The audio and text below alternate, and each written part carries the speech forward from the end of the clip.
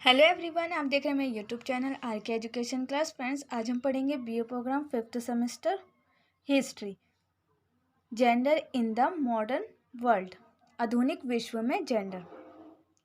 इसका first chapter पढ़ेंगे। First chapter का पार्ट 1 पितृसत्ता मैं ऑलरेडी अपलोड कर चुकी हूँ। आज हम पढ़ेंगे नारीवाद।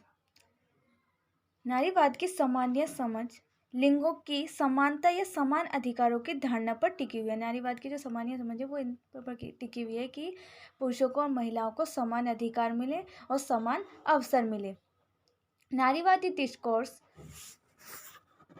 जो भेदभावपूर्ण प्रथाएं हैं उनको कम करना और पुरुषों और महिलाओं को दोनों समान अधिकार मिले, दोनों को, यही है नारीवादी डिस्कोर्स।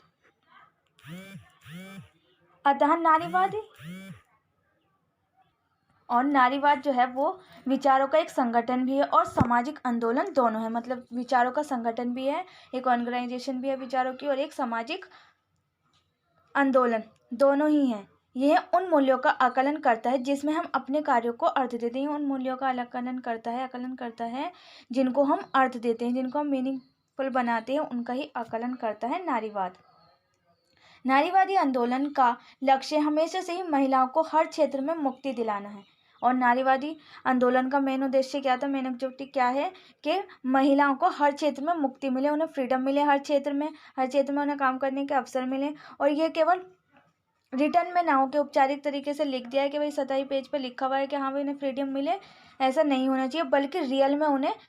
और यही महिला मुक्ति आंदोलन का मेन मोटिव था कि जितनी भी परेशानियां हैं, जितनी भी बाधाएं आ रही हैं या जितनी भी गुलामी में है महिलाएं, उन सबको ख़त्म कर दिया जाना चाहिए और उनको फ्रीडम मिलनी चाहिए, उनको समान अवसर मिलने चाहिए पुरुषों के।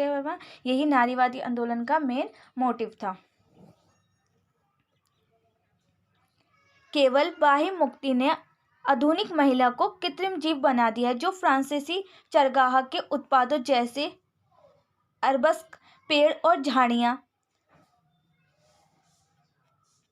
पिरामिड, पहिए और माला में से किसी एक उत्पाद की अथवा ऐसे ही किसी वस्तु की याद दिलाता है, जो कि किसी पेड़ की, किसी झाड़ियों की, पहियों की या माला की, किसी ऐसे ही एक उत्पाद की हमें वस्तु की याद दिलाता है, सिवाय उन रूपों के जो वो अपने भीतर के गुणों की अभिव्यक्ति के द्वारा पहुंचा सकती है। केवल उन गुणों के सिवाय जो कि वह अपने भीतर की जो उनके गुण हैं, उनकी अभिव्यक्ति है, उनके द्वारा वह पहुंचा सकती हैं। इस प्रकार कृत्रिम रूप से निर्मित फीमेल सेक्स काफ़ी बड़ी संख्या में पाई जाती हैं। और इस प्रकार की जो कृत्रिम रूप की जो निर्मित है फीमेल सेक्स हैं वो काफ़ी बड़ी संख्या में पाई जाती हैं, खासकर हमारे जीवन में तथाकथित बौद्धिक क्षेत्र में पाई जाती हैं ऐसी महिलाएं।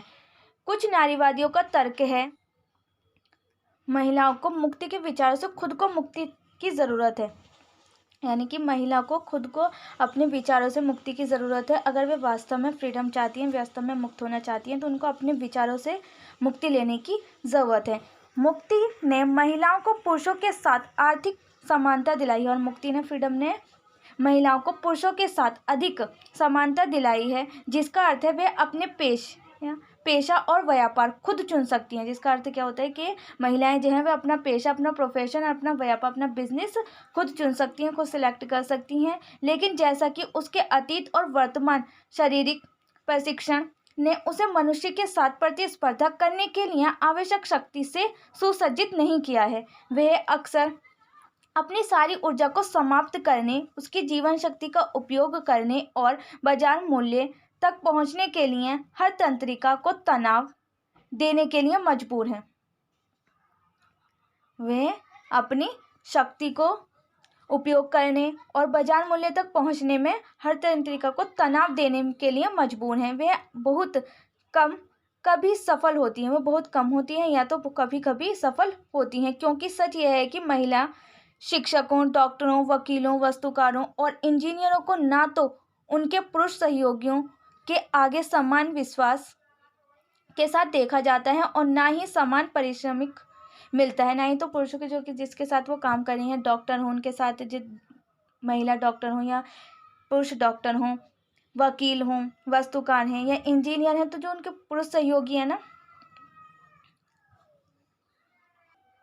सहयोगियों के आगे उन्हें समान विश्वास के साथ नहीं देखा जाता, कि उनके बिलीव नहीं किया जाता कि ये लेडी डॉक्टर है तो ये काम कर लेगी, इंजीनियर है तो ये काम कर लेगी, इसलिए। और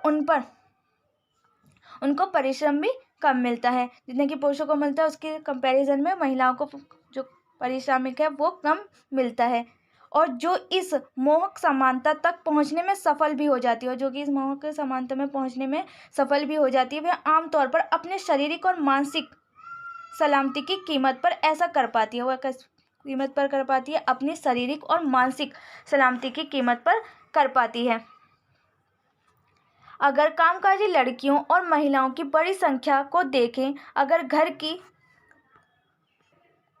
और स्वतंत्रता की कमी को कारखाने, दुकान या कार्यालय की स्वतंत्रता की संकीर्णता और स्वतंत्रता की कमी से बदल दें तो कितनी स्वतंत्रता प्राप्ति होती है। इसके अलावा एक दिन की कड़ी मेहनत के बाद कई महिलाओं पर प्यारे घर की देखभाल का बोझ रखा है। उन पर घर का बोझ रखा हुआ है कि उन्हें घर का भी काम करना होता है और ऑफिस का भी काम करना होता है, इसका भी उनके ऊपर बोझ होता है। ठंडा, सुनसान, अव्यवस्थित, शानदार स्वतंत्रता, इनमें से कोई आश्चर्य नहीं है कि सिलाई या टाइपराइटिंग मशीन के काउंटर के पीछे अपनी स्वतंत्रता से परेशान और थकी हुई सैकड़ों लड़कियां तो शादी की पहली पेशकश को स्वीकार करने को तैयार हैं, कि शादी की पेशकश आती है वो एक्सेप्ट कर लेती है उसे। वे शादी के लिए उतनी ही तैयार हैं जितनी मध्य वर्ग की लड़कियां जो माता पिता के वर्चस्व को रोकना चाहती हैं, वो इतनी ही रेडी हैं शादी करने के लिए। जो फर्स्ट प्रपोजल आता है उस पर ही, जितना कि वे शादी के लिए उतनी ही तैयार हैं जितना कि मध्य वर्ग की जो लड़कियां हैं वो अपने माता पिता के वर्चस्व को रोकना चाहती हैं। तथा कथित स्वतंत्रता जो केवल उतनी ही आमदनी देता है जो न्यूनतम निर्वाह अर्जित करने के लिए चाहिए, इतना मोहक नहीं है। ये इतना मोहक भी नहीं है, इतना आदर्शपूर्ण भी नहीं है, क्योंकि एक औरत और इसके लिए सब कुछ बलिदान करने की उम्मीद करें। हमारी अत्यधिक प्रशासनिक स्वतंत्रता महिलाओं की प्रकृति जैसे प्रेम की प्रवृत्ति और मातृत्व की प्रवृत्ति को छोड़कर सब कुछ है, कि समझ को महिलाओं की जो आंतरिक इंटरनल स्वतंत्रता है उसको भी शामिल करने के लिए विस्तारित किया जाए। महिला आंदोलन की दिशा में परिवर्तन के साथ यह आंदोलन विभिन्न परिवर्तनों से गुजरा है। इस ऐतिहासिक परिवर्तन को चित्रित करने के तरीके में से एक विभिन्न परंपराओं के भीतर नारीवाद की संकल्पना करना है। ये मुख्यधारा की नारीवादी परंपरा थी, और ये मुख्यधारा की नारीवादी परंपरा थी जो कि उदारवादी नारीवाद, मार्क्सवादी नारीवाद, उग्र नारीवाद और समाजवादी नारीवाद मुख्य धारा की इन परंपराओं के अलावा अन्य नारीवादी परंपराएं हैं जो कभी कभी इस मुख्य धारा की परंपरा पर सवाल उठाती हैं, और इनके अलावा भी कुछ अन्य नारीवादी परंपराएं जो कि कभी कभी इन मुख्य धारा की परंपराओं पर भी सवाल उठाती हैं और महिलाओं को विभिन्न अनुभवों को शामिल करके नारीवाद की समझ को अधिक समावेशी बनाने की कोशिश भी करती हैं। लेकिन उदार नारीवाद के भीतर सब कुछ उदार नहीं है, लेकिन जो उदार नारीवाद है उसके अंतर्गत सब कुछ उदार नहीं है। उदारवाद व्यक्तिगत स्वायत्तता और तार्किकता पर ध्यान केंद्रित करता है और यह मानता है कि संभव है। इस प्रकार उदारवाद ने किसी भी अन्य मूल्य या अच्छाई की तुलना में व्यक्तिगत अधिकार पर अधिक बल दिया, क्योंकि उनका मानना था कि अगर लोगों के पास व्यक्तिगत अधिकार हैं तो वे स्वतंत्र रूप से अपना अलग संसाधन चुन सकते हैं। उनका मानना था कि अगर लोगों के पास व्यक्तिगत अधिकार होंगे तो वे अपने स्वतंत्र रूप से अपने अलग संसाधन चुन सकते हैं, और जो कि उनके उचित विकास के लिए महत्वपूर्ण है, जो कि वैसे संसाधन चुन सकते हैं जो कि उनके विकास के लिए महत्वपूर्ण है। उदारवादियों का तर्क यह था कि जो न्यायपूर्ण समाज वे समाज है जो व्यक्तिगत अधिकारों को प्राथमिकता देता है और व्यक्तियों के मुक्त विकास की अनुमति देता है, और व्यक्तिगत अधिकारों की प्राथमिकता देता है और व्यक्तियों के मुक्त विकास की अनुमति भी देता है, और व्यक्तिगत अधिकारों के आधार पर एक न्यायपूर्ण समाज की अवधारणा को बिना शर्त स्वीकार नहीं किया जा सकता। और हालांकि क्या होगा कि व्यक्तिगत अधिकारों के आधार पर एक न्यायपूर्ण समाज की अवधारणा को बिना शर्तों के किसी भी कंडीशन के बिना स्वीकार नहीं किया जा सकता। एक समाज में जहाँ संसाधनों कर सकते हैं, यानी कि जहाँ पर ये संसाधनों की कमी है और हर व्यक्ति चाहेगा कि मुझे ज़्यादा से ज़्यादा संसाधन मिल जाए, तो ये प्रॉब्लम क्रिएट करेगा। और उदारवाद जो है वो मनुष्य को तर्कसंगत मानता है। उन्होंने दलील दी कि महिलाओं की अधीनस्थ स्थिति पूंजीवाद से जुड़ी राजनीतिक, सामाजिक और आर्थिक संरचनाओं का नतीजा रही है। और उन्होंने दलील दी कि महिलाओं की स्थिति सामाजिक और आर्थिक संरचनाओं का नतीजा रही है। उनके अनुसार महिलाओं की असमान स्थिति का कारण यह वर्ग प्रणाली है। और उनका अनुसार यह मानना था कि महिलाओं की जो असमान स्थिति है वो उसका कारण क्या है, वर्ग प्रणाली है। परिवार, निजी संपत्ति और राज्य की उत्पत्ति में एंग्लोस बताते हैं कि कैसे यह लोगों की भौतिक स्थितियों में परिवर्तन उनके परिवार की संरचना को प्रभावित करते हैं। उन्होंने दलील दी कि महिलाओं की स्वतंत्रता परिवार और निजी संपत्ति के आने के साथ शुरू हुई है और इससे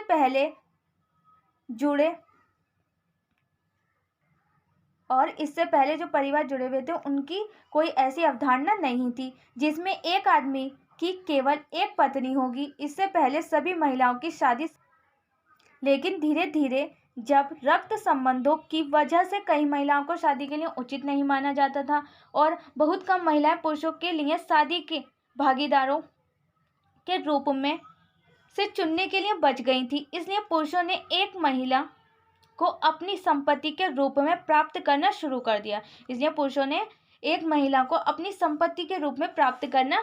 कर दिया। और इस तरह से जोड़े परिवार ने जड़ बनाना शुरू कर दिया। इस स्थिति के प्रारंभिक दिनों के दौरान महिलाओं को आर्थिक शक्ति का आनंद मिला क्योंकि वे अपने परिवार और जनजाति के अस्तित्व के लिए अधिकांश उत्पादक कार्यों में लगी हुई थी। लेकिन धीरे धीरे इस उत्पादक कार्य की जगह घरेलू क्षेत्र से घर के बाहर के क्षेत्र में बदल गई। और धीरे धीरे क्या हुआ कि उत्पादक कार्य करते करते जो जगह थी महिलाओं की वो घरेलू क्षेत्र से घर के बाहर के क्षेत्र में बदल गई।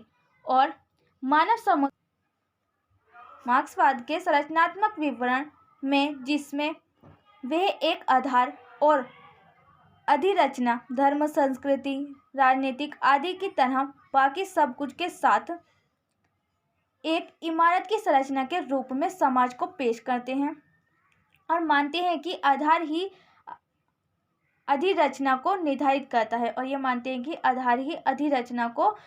करता है। समाजवादी नारीवादियों का तर्क है कि आधार में सिर्फ उत्पादन नहीं है। और समाजवादी जो नारीवादी हैं उनका तर्क है कि जो आधार है वो सिर्फ उत्पादन नहीं है बल्कि उत्पादन और प्रजनन दोनों होने चाहिए। इस प्रकार से शास्त्रीय मार्क्सवादियों के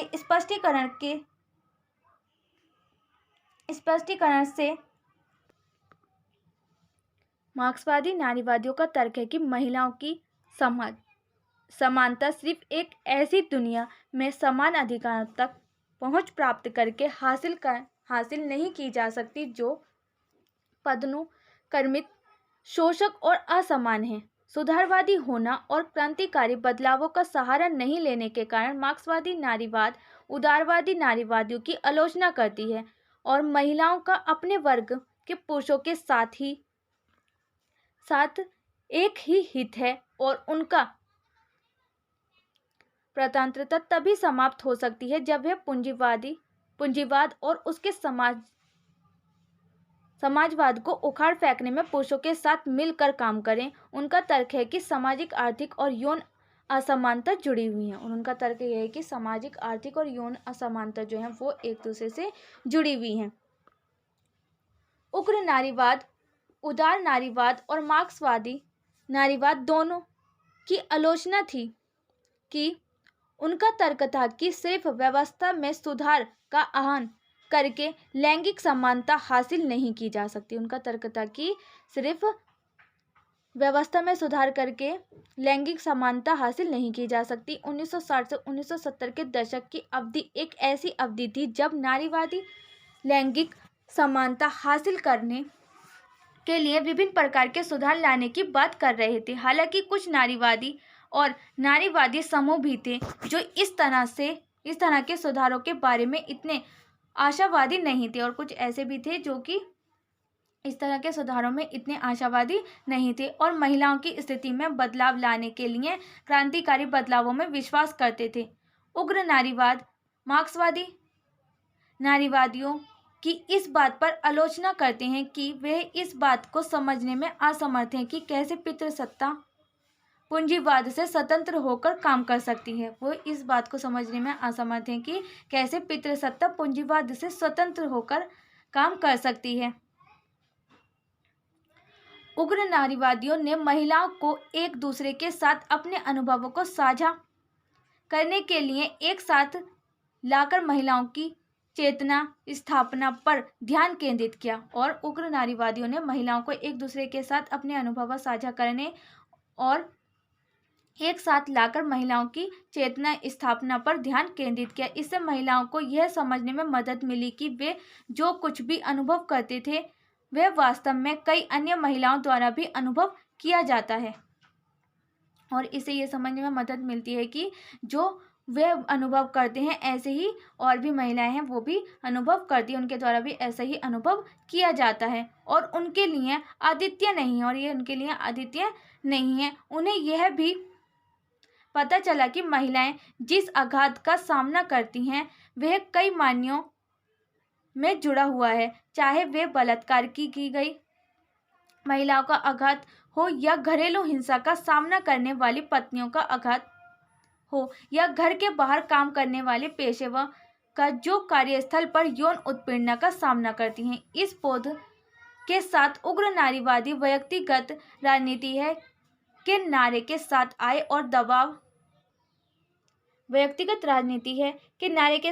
और दावा किया कि सभी महिलाएं बहनें हैं, और यह दावा किया कि सभी महिलाएं जो हैं वो बहनें हैं। उग्र नारीवादियों ने जोर देकर कहा कि महिलाओं के यौन और प्रजनन जीवन और महिलाओं की आत्म पहचान और आत्मसम्मान पर पुरुषों का नियंत्रण मनुष्य द्वारा किए जाने वाले सभी उत्पीड़नों में मौलिक उत्पीड़न है।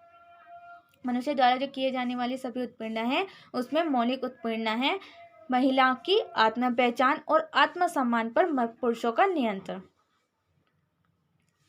इस प्रकार उग्र नारीवादियों को उग्र कहा जाता था, और इस प्रकार के जो उग्रवादी थे उनको उग्र कहा जाता था, न सिर्फ इसलिए कि वे अपने दृष्टिकोण में उग्र या क्रांतिकारी थे, बल्कि इसलिए भी कि उन्हें महिलाओं के उत्पीड़न के मूल कारण की पहचान की और उस पर आघात करना चाहते थे और जड़ से परिवर्तन लाना चाहते थे। उन्हें उग्र इसलिए नहीं कहा जाता था कि वे उग्रवादी थे, बल्कि उनको इसलिए भी उग्रवादियों कहा जाता था, उग्र कहा जाता था, क्योंकि उन्होंने महिलाओं के उत्पीड़न के मूल कारण की पहचान की और उस पर आघात करना चाहते थे और जड़ से परिवर्तन लाना चाहते थे। यह दावा कि महिलाओं के रूप में उत्पीड़न और अनुभवों को मानव उत्पीड़न के मूल रूप में समझना चाहिए, इसके कई अलग मतलब हो सकते हैं। महिलाएं ऐतिहासिक रूप से प्रथम शोषित वर्ग थी। महिलाओं का उत्पीड़न का सबसे व्यापक रूप है जिसे समाप्त करना बहुत मुश्किल है और अन्य सामाजिक परिवर्तनों द्वारा हटाया नहीं जा सकता, जैसे कि वर्ग को समाप्त करना। महिलाओं की उत्पीड़न पीड़ितों के लिए सबसे अधिक दुख का कारण बनता है, और महिलाओं की उत्पीड़न पीड़ितों के लिए सबसे अधिक दुख का कारण बनता है, गुणात्मक और मात्रात्मक दोनों रूपों में। हालांकि दुख आमतौर पर दोनों उत्पीड़कों और पीड़ितों के लैंगिक पूर्वाग्रह की वजह से पहचाना नहीं जाता। महिलाओं को उत्पीड़न अन्य सभी प्रकार के उत्पीड़न को समझने के लिए एक वैचारिक मॉडल प्रदान करता है। महिलाओं की उत्पीड़न अन्य सभी प्रकार के जो उत्पीड़न हैं उनको समझने के लिए वैचारिक मॉडल प्रदान करता है। हालांकि उग्र नारीवादी जैविक संरचना या लैंगिकवाद ने खुद को इस पारंपरिक समझ तक सीमित नहीं किया। इसने नई चुनौतियों का सामना करने के लिए खुद को विकसित किया और परिवर्तित किया। इसने नई चुनौतियों का सामना करने के लिए खुद को विकसित किया, खुद को डेवलप किया और खुद को परिवर्तित किया। और इसलिए नारीवादी समझ में इन नए घटनाक्रमों को नई नारीवादी परंपराओं का नाम दिया। और इसलिए ये नारीवादी समझ ने इन घटनाक्रमों को नई नारीवादी परंपराओं का नाम दिया।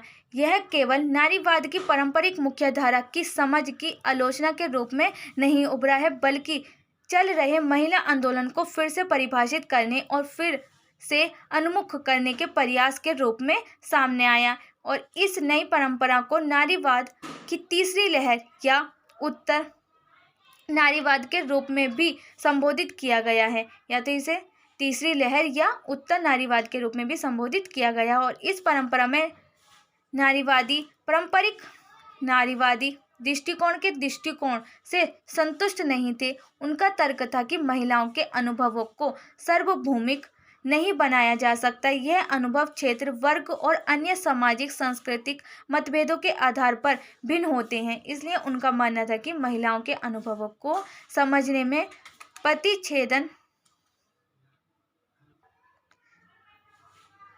इंटरसेक्शनैलिटी महत्वपूर्ण है। इस तरह के बदले हुए दृष्टिकोण ने ब्लैक नारीवाद, इस्लामी नारीवाद, आधुनिक और बाद के संरचनात्मक नारीवाद, दलित नारीवाद का विकास किया। और इस तरह के बदले हुए दृष्टिकोण ने ब्लैक नारीवाद, इस्लामी नारीवाद, आधुनिक और बाद के संरचनात्मक नारीवाद, दलित नारीवाद का विकास किया। चैप्टर का कंक्लूजन, निष्कर्ष।